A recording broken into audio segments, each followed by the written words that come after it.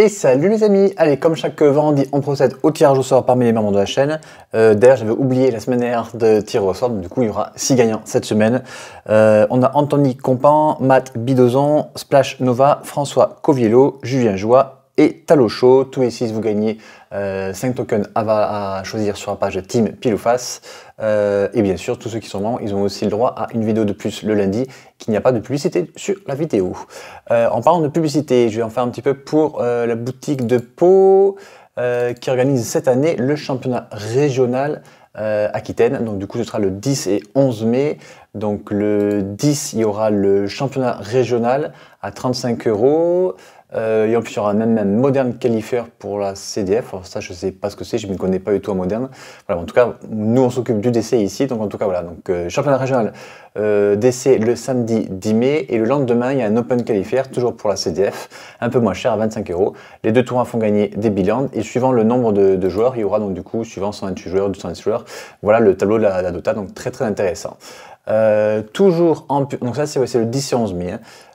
En publicité, hop, on a aussi la Coupe de France en équipe qui, elle, aura lieu le 31 mai et le 1er juin. Donc dépêchez-vous de vous inscrire si vous n'êtes pas inscrit aussi, parce que ça commence vraiment à s'accélérer, tout se rapproche là. Donc du coup, c'est un tournoi qui aura lieu sur 2 jours en équipe. Je vous rappelle qu'en équipe, on va partager les cartes, donc du coup, on ne pourra pas avoir 2 cartes identiques dans 2 decks différents. Genre, on ne pourrait pas avoir, donc du coup, quelqu'un qui joue les Fetch et l'autre qui joue aussi des Fetch. Ce sera donc du coup 50 € par joueur, et donc vous aurez un tournoi le samedi et le rebound le lendemain. Et bien sûr, on est à côté de la mer, donc on pourra en plus aller se baigner si on fait un 0-3 drop. Voilà, du coup, aujourd'hui, hop, je me mets sur ma vidéo. On se retrouve pour le Winnowland qui a eu lieu à l'Irak. Je joue toujours Monkey Log et en face, on a Tony qui joue Yoshimaru. Hop, je me mets ici et c'est parti. Donc, comme d'habitude, je me mets à gauche. Tony. Tony qui nous vient de Montauban. Un joueur que je connais depuis pas mal de temps, pardon. Il commence avec une mer des runes. Ouais. Alors autant un Yoshimaru qui grossit un petit peu, c'est pas trop grave, j'ai pas mal d'anti-créatures, autant une mer des runes qui tient plus d'un tour, ça va être très compliqué pour moi cette game là. Après je vous dis en général, un affrontement aggro contre aggro, il y a de fortes chances que celui qui commence gagne la game. Ah puis surtout si je me mets un terrain MDFC, donc les terrains MDFC c'est ceux qui font d'un côté un terrain et d'un côté une autre fonction. Là je perds 3 pour poser un Zurgo.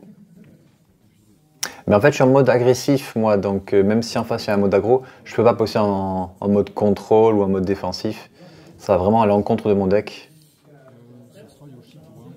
Voilà, le seul avantage que j'ai eu, c'est que du coup, là, il se met un petit peu hors tempo et qu'il a commencé à poser son Yoshimaru que le tour 2 et qu'il n'a pas encore eu de phase d'attaque. Alors même si je suis à 17 à cause de mon terrain, c'est pas trop grave non plus.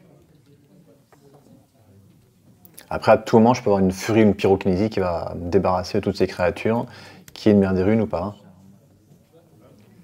Ça vole, c'est parfait. Faut que j'attaque avec les deux. Il peut bloquer, de toute façon, moi je pourrais pas bloquer, moi je pourrais bloquer Yoshimaru s'il grossit pas, mais il y a de fortes chances qu'il grossisse.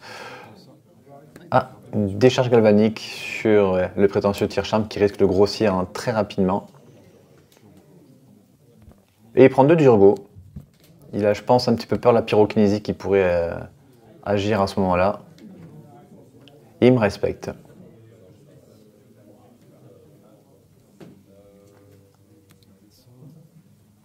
Une arène de gloire. Je les verrai, moi, l'arène de gloire, mais vu que toutes mes créatures sont quasiment en sévérité, excepté Chaos Defiler et Fury, j'ai préféré le dégager. Alors, Phénix de détective. Je vais prendre 3. Lui, il n'est pas légendaire. Pour l'instant, c'est un Yoshi 1-1, donc pas trop agressif, ça va. Le terrain, c'est un checkland, donc il arrive dégagé parce que j'ai amarré. J'ai peut-être une pyro parce que je suis en train de compter ce que je peux faire comme dégâts. Je peux faire 1 et 2. Et lui pourra soit se protéger la mer des runes, soit protéger une de ses 2 autres créatures. Je vais commencer par jouer Kellogg. J'attaque avec les deux, quoi qu'il arrive, j'ai mon trésor.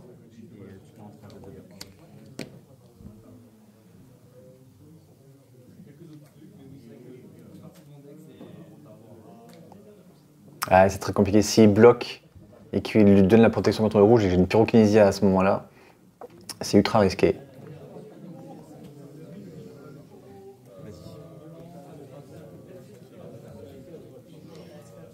Après, quand c'est sûr, quand je fais un tour comme une partie comme ça, où j'ai tour 1 Zurgo, tour 2 prétentieux sur tir charme, ça va à l'encontre de ce que j'ai dit l'autre jour à la suite de mon tournoi à Biganos, l'Open Qualifier. On était 62 joueurs et j'ai failli passer en top 8, je me suis arrêté 10ème. J'ai encore été arrêté une fois de plus par Glarb. Ouais, le défaut du deck que j'ai rencontré à ce tournoi-là, c'est que souvent, tour 1 et tour 2, on fait pas grand-chose. Et face à un deck contrôle, c'est très compliqué. Allez, je prends 4 du coup. Je fais une balafre de flamme sur Kellogg.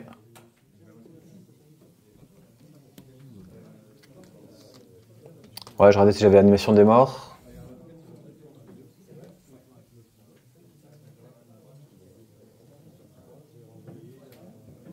Après l'animation des morts, vu qu'on joue un deck agressif et que la créature aura une force de 1 de moins, faut peut-être mieux la garder sur des fureurs ou des chaos defiler. Alors est-ce que je vais rejouer Kellogg avec le trésor? Ah non, c'est encore mieux ça. Ça c'est ultra. Franchement, cette créature, je vous dis, elle est atomique. Ah, il est courageux quand même, hein. Mais en même temps, s'il bloquait. Ah d'accord, il fait ça parce que voilà.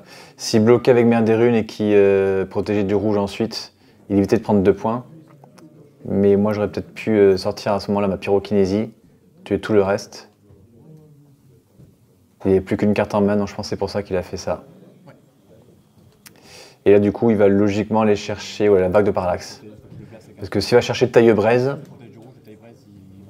voilà, on en parlait, ouais. Il a hésité entre ça et Taille-Braise, mais s'il jouait Taille-Braise et que moi en réponse je le blastais sa créature, il pouvait pas la protéger du rouge, sinon elle n'aurait pas été équipée de Taille-Braise sa créature, et il perdait.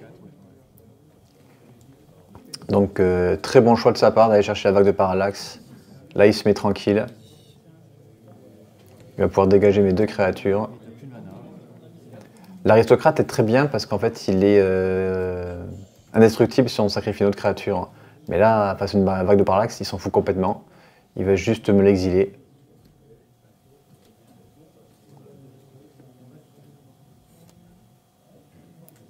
Encore un terrain. Ouais. Normal. Il est full tap. Il va prendre 3. Il va reprendre 3. Ouais, là j'étais armé en blast. Ouais. Après, il pouvait pas savoir, il connaît pas spécialement mon bac, à moins qu'il regarde mes vidéos. Mais après, je changeais en plus régulièrement de liste. Mais ouais, peut-être qu'il savait pas que j'avais autant de blast. Après, il n'avait pas le choix, hein. C'était une très très bonne action d'aller chercher la vague de parallaxe. Mais j'avais 8 points de dégâts avec 3 cartes. Forcément, c'est compliqué.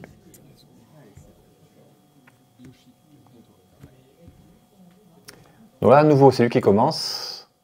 Toujours avec un Yoshi tour 1. Ah, ben ça veut dire que je vais le tuer. Mog fanatique. Je préfère le tuer à mon tour parce qu'on sait jamais si lui à son tour, en plus, il a des sorts hein, qui lui permettent de le remonter en main ou de le reposer ou de le protéger de la couleur. Je préfère le tuer à mon tour. Il n'y a pas vraiment de surprise où la reine de gloire elle arrive engagée. En tout cas, je suis content, j'ai gagné la première alors que c'est lui qui avait commencé.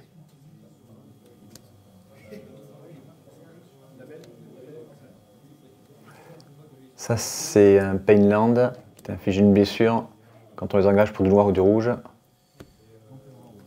Là, en l'occurrence, je prendrai de l'incolore, donc il n'y a pas de souci. Empereur d'os. Ah, très bien d'avoir fait ça. J'exile le Mog fanatique. Du coup, s'il repose Yoshi, on va dire ça va être un petit peu étrange de faire ça, mais bon, j'aurais quand même un 4-4 qui attaquerait et je pourrais retuer son Yoshi.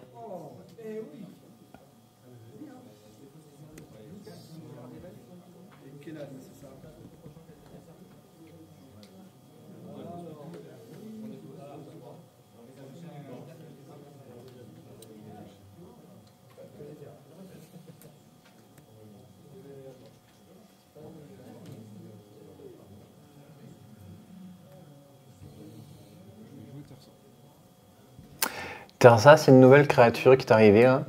Alors, oui, c'est bien, mais ça arrive tellement rarement son action. L'action qui fait qu'elle arrive en jeu, on défausse une carte, on en reprend une, ça peut être bien. Si on joue des cartes comme Pyroblast, ça élémentaire rouge. Ou trop de terrain comme ici, apparemment. Mais personnellement, ouais. Pas si c'est si fort qu'on le croit. Moi, en tout cas, dans le Kellogg, c'est peut-être pas non plus ultime. Après, l'avantage dans le sien, c'est que c'est une créature légendaire, hein. Donc pour Yoshi, forcément, c'est fort, hein. Mais moi, dans mon pack, j'ai déjà un manque cruel de créatures à 1 et 2 d'invoque.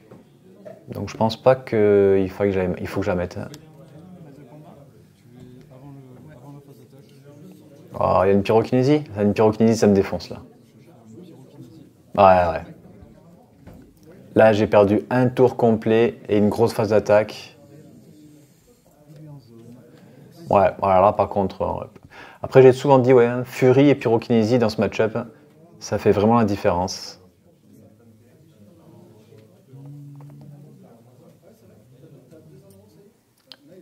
Alors après le tournoi de Biganos, j'ai beaucoup mis à jour. Ouf.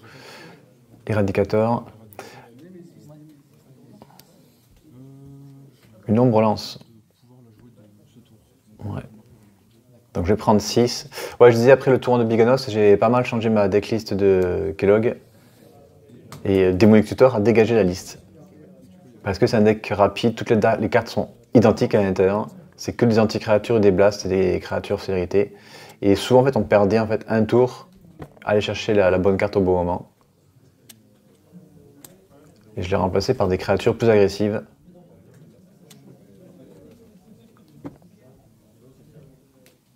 Bon, là, je vois pas comment je reviens à la partie. Là, il a une relance qui va pouvoir gagner point de vie. Il a deux créatures 3-3. Là, ma seule chance, ce sera une sorte de Chaos Defiler pour casser de l'ombrelance, pour pas qu'il gagne des points de vie. Et après, tant qu'il n'a pas anti-bet, à 4 mana. Ah, le flux. J'avais pas le flux à l'époque. Pyrogoyf, ouais. Pyrogoyf, d'ailleurs, je l'ai dégagé et je l'ai remplacé par le flux. Parce que mon Pyrogoyf, souvent, était 3-4. On a souvent en fait terrain, créatures et éphémères, et il n'y a pas de moins en moins de rituels, je trouve, dans les decks aggro. Et du coup, il est souvent 3-4. Donc, une 4 d'invoque 3-4 qui colle 3 et qui peut grossir, certes, ça peut être pas mal. Mais j'ai préféré le flux. C'est un enchantement qui colle 4 en arrivant en jeu et qui fait 5 triggers d'exiler une carte à chacun de nos tours pour pouvoir la jouer jusqu'à la fin du tour. Et c'est super fort, hein. Elle m'a vraiment pas déçu cette carte. Et par contre, Pyrogoyf souvent me décevait. Ouais. Il rejoue Yoshi pour 3.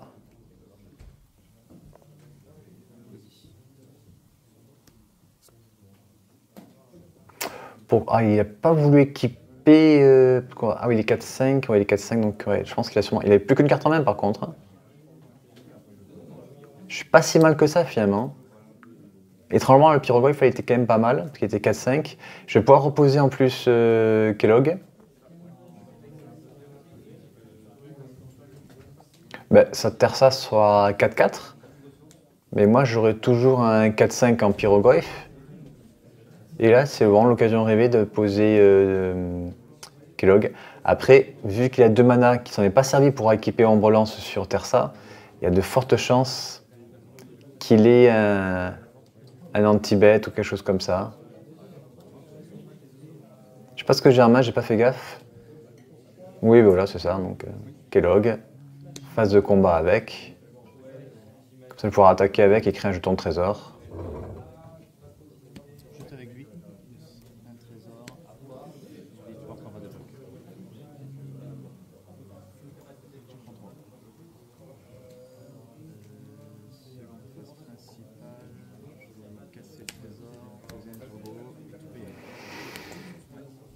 Ah, Zurgo, c'est bien quand on a tour 1, quand on l'a un tour 5 ou 6, c'est des chutes beaucoup moins bien. Il avait un Qatar Commando. Ça va rajouter un petit peu de pression. Après, tant qu'il n'arrive pas à gérer mon Pyrogoyf, je suis quand même pas trop mal.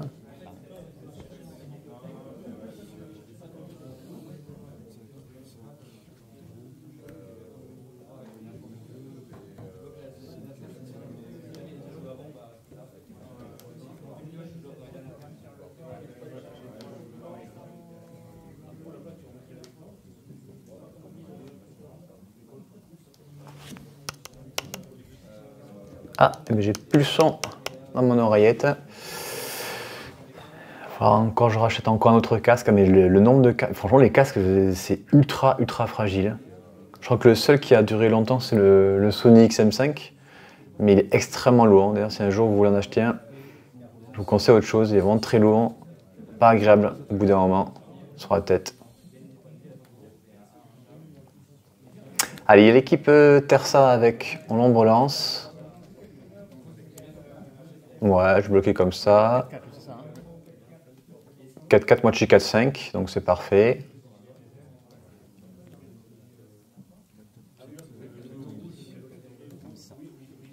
Voilà, je suis bien, du coup je tue son 4-4, je tue son Yoshi, et je prends juste 3. Ah bon, ok, d'accord. Taille braise, il met un marqueur sur Yoshi. Et oui, forcément, il équipe sur Tersa. Faut aller gros, du coup. 1, 2, 3, 4, 5. Il gagne 5 déjà en initiative. Il colle 5 à Pyrogoyf.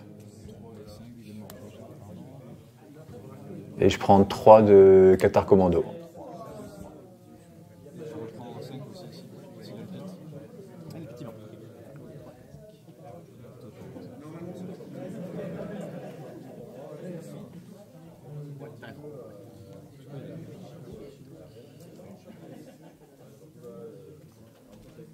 Je suis une bille en question de règles de piétinement.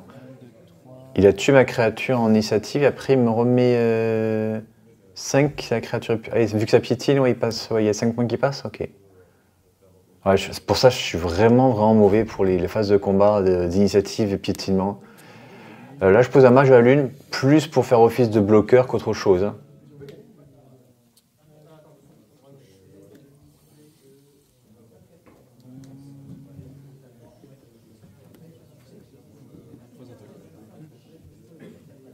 J'ai l'air serein, c'est bizarre. Hein. Genre, bien, je peux pas avoir anti-créature vu que j'ai pas de noir. Hein.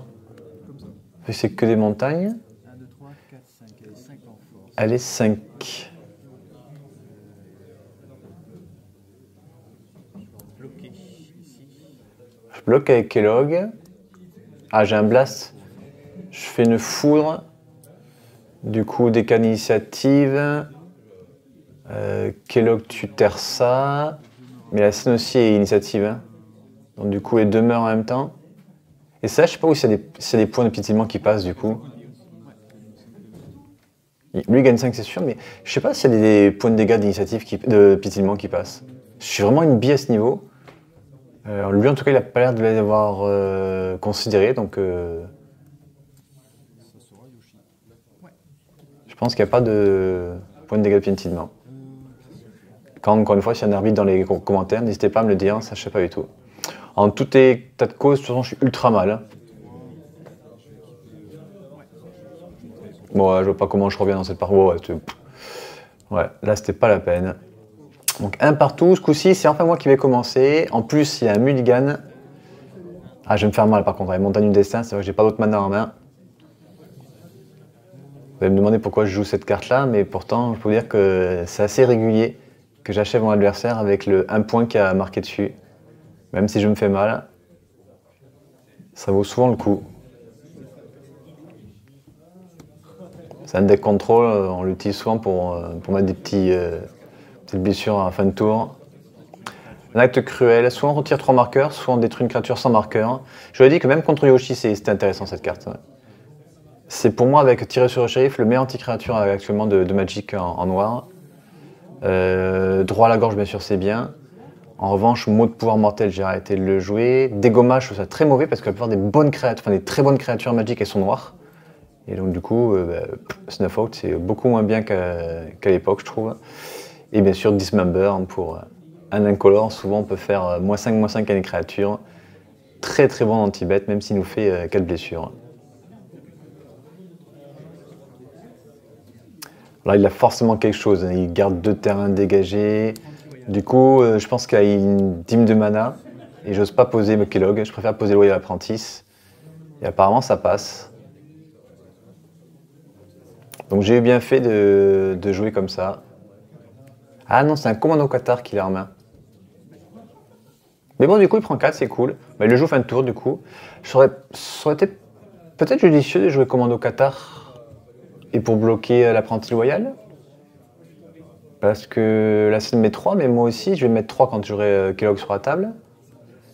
Alors, il veut peut-être rester toujours agressif. C'est vrai que quand on joue ce genre de jeu, si on passe en mode défensif, c'est jamais bon. Ah ouais, il a vraiment décidé de rester en mode agressif. Il fait toujours rien.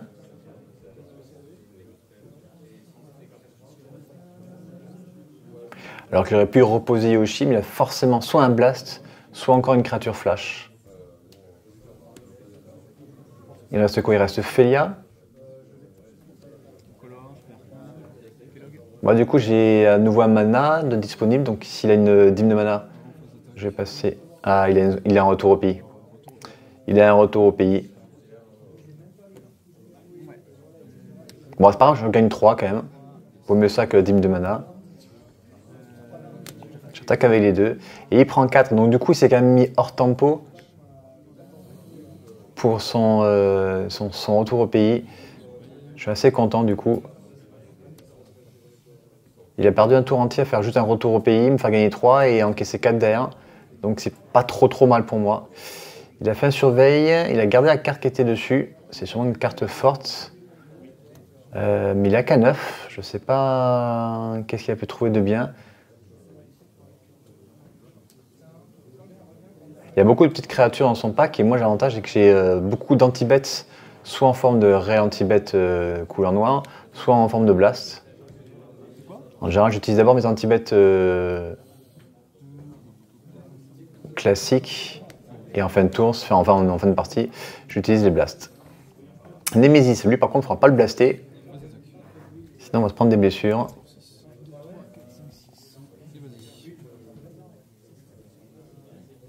Nemesis, c'est une carte obligatoire si vous jouez du rouge. Ultra fort. Hein. Oui, il faut fetcher aller chercher un Surveilland. Hein. Ouais, je sais que on se picote un petit peu, mais bon, de toute façon. Pour ceux qui ne savent pas, les traits sur le Surveillant, c'est pour le trouver très facilement dans la bibliothèque. Je joue un deck qui n'aime pas perdre de temps. Et donc, du coup, j'ai que le bilan qui est bord blanc. Et ce terrain-là, pour le trouver facilement, j'ai préféré mettre des petits traits comme ça. Un fracasseur. Moi, j'ai préféré peut-être choper un blast. Pourtant, fracasseur, ça mettait 1, 2, 3, 4, 5, 6, 7. Et derrière, je pouvais le rattaquer et l'exerter. Et j'avais gagné.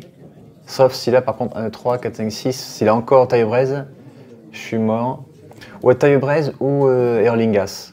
Donc j'ai peut-être eu bien fait de ne pas le jouer. Ouais. Alors j'ai un anti-bête là. Anéantir les profanes.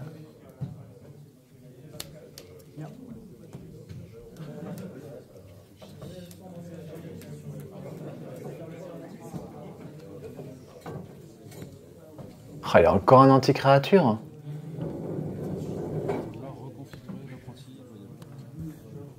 Alors ça c'est pas trop grave encore parce qu'elle va quand même faire le mécanoptère. Hein. Il me semble, hein, ouais. Il me semble qu'elle fait quand même le mécanoptère quoi qu'il arrive quand il y aura Kellogg. Il prend 2, il passe à 7. Ah, je pose un terrain qui pourrait devenir une créature. 3-3 au prochain tour en l'animant pour 4. C'est un peu lent quand même. Je crois qu'en main j'ai plus que deux cartes qui sont 2 anti-créatures, mais je peux pas jouer les deux. Il y en a une qui est à 4 d'invoque. Ah, 3 cartes, pardon.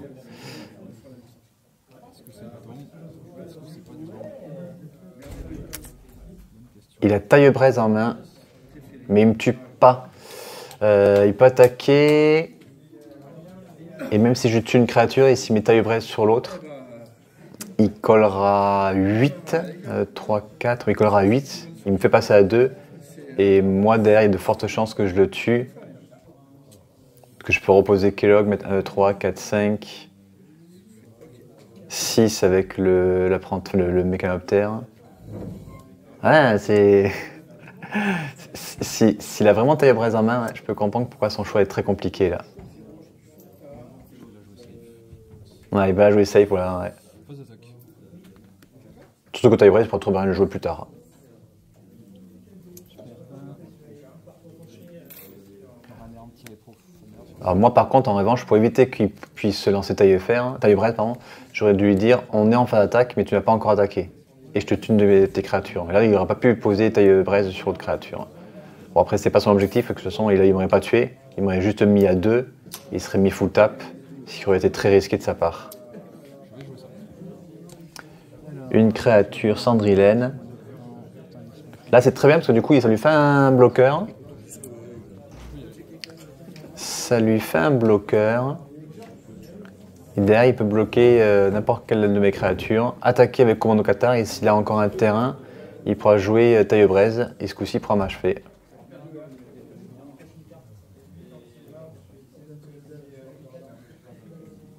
Je peux reposer Kellogg, attaquer, il prendrait 5, il faut avoir un choc ensuite. Bon, évidemment, j'ai pas le choc, donc je vais attaquer juste avec Zurgo.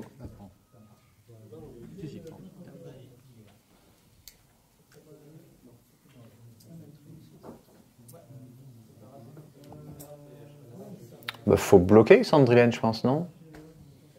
Vouloir bloquer. Ouais, parce que si j'ai 2 blasts derrière, il meurt. Hein. Non, rien du tout.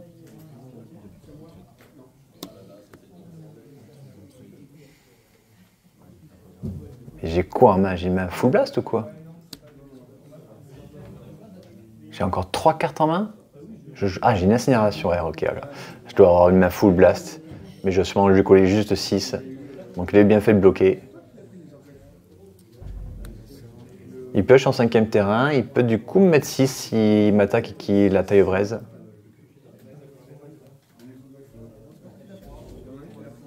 Ah, et moi, fin de tour, je peux lui coller 1 avec le terrain.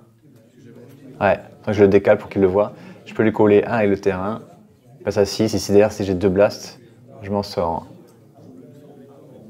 Mais en revanche, il a le Commando Katar.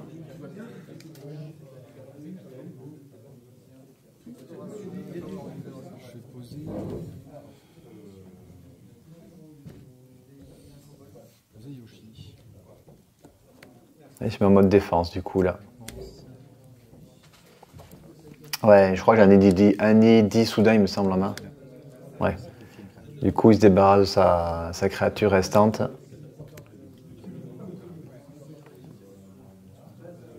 Donc il a eu bien fait de me respecter tout à l'heure.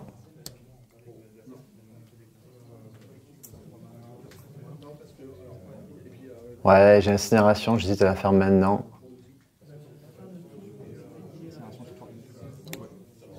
Il passe à 4. Je sais que je joue beaucoup de blast, donc je préfère profiter au maximum des manas que j'avais. Si je repioche un blast encore, c'est excellent.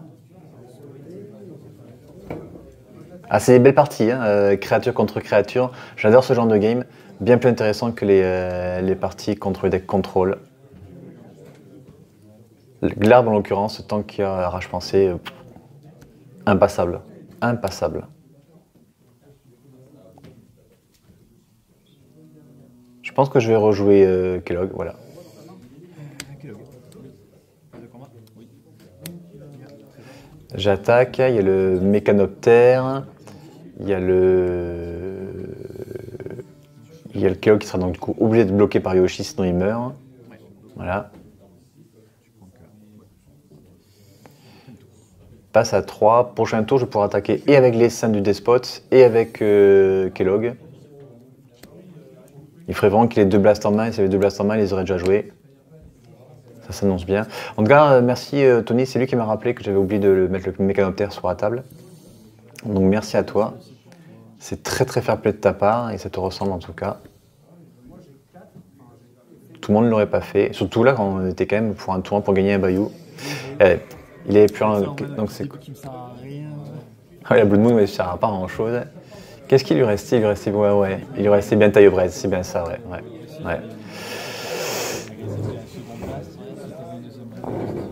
Ouais, je serais passé à 2 s'il avait joué taille braise, mais derrière, moi, je lui tuais l'autre créature avec Nidhi soudain. Et du coup, je pense que j'ai gagné quand même aussi, ouais. Ouais, très très belle partie. On se retrouve lundi pour la suite de ce tournoi. Ce sera la 5e ronde. Voilà, puis bien sûr, après, je crois qu'il y a eu 6 rondes à ce tournoi parce que c'était un win bayou à 32 joueurs. Et donc, du coup, après, on verra le top 8. Allez, à bientôt. Bye bye.